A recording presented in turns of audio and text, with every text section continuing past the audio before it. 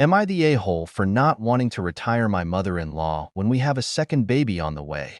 I, 26F, have been with my husband, 26M, for 6 years. We got married 3 years ago and have a son who's 2 together, and I'm pregnant with our second. My husband and I come from different financial backgrounds. He was raised by a single mom, and he's always been open about their struggles when he was growing up. I, however, grew up with both parents and was well off. I started a property development business and have a decent portfolio, and my husband is a financial analyst. We are comfortable. My husband was in charge of our finances, but I found out he was spending around $10K a month on his mother, paying her rent and bills. This in itself isn't an issue if we had discussed and agreed on it, or if it was him paying for it with his own money, but he was paying it out of our joint account. We had a conversation about it that turned into an argument, but in the end we agreed he'd stop paying her bills and only cover her rent with the joint account. And I want to say that I have a good relationship with my MIL, but she's in good health and works part-time. She's not making a fortune, but enough that she's able to support herself. All of her kids have moved out. It's just her and her boyfriend. I don't know what his work situation is, so I was confused as to why my husband was paying anything in the first place. But I understand that she's his mother,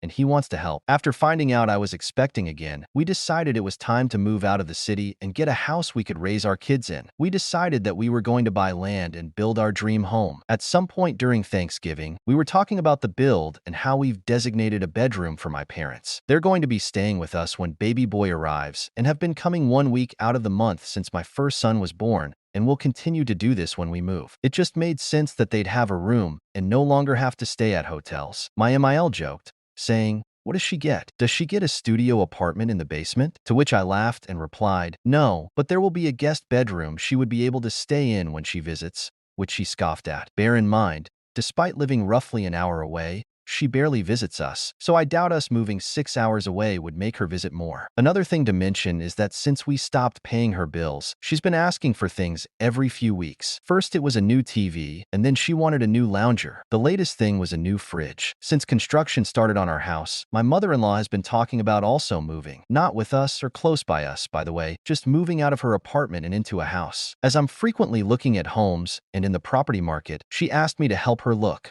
which I did. My husband came home from work today and just asked if we could pay for a $760,000 3-bedroom house for my MIL, and I chuckled because I thought he must be joking, but no, he was being serious. I asked in what world could we afford that, and he brought up the fact I was talking about buying another house to flip, and that he always told his mom that he'd buy her a house and retire her. 1, he's never told me this, and 2, he's expecting me to cover the majority of the cost. After I found out what he was using our joint account for, I only put in my half of our rent and bills each month instead of using it for savings. So we've been saving in separate accounts. At least I thought we were. Apparently my husband hasn't been. He's been paying for things and not telling me. And so when I asked him how much money he could put towards the house, he said a few thousand. I think it's completely unreasonable for my mother-in-law to expect us to buy her a house and pay for all of her expenses like we're not currently building a house and have a baby on the way. When I said she could live with us at the new house, my husband said she wants her own space and doesn't want to be a live-in nanny, and that we make enough money to support her. Maybe if she couldn't work or had health issues or helped more with our son, I'd consider it. Am I the a-hole, or is this a crazy request? Maybe it's the pregnancy hormones or just the differences in how we grew up. I don't know.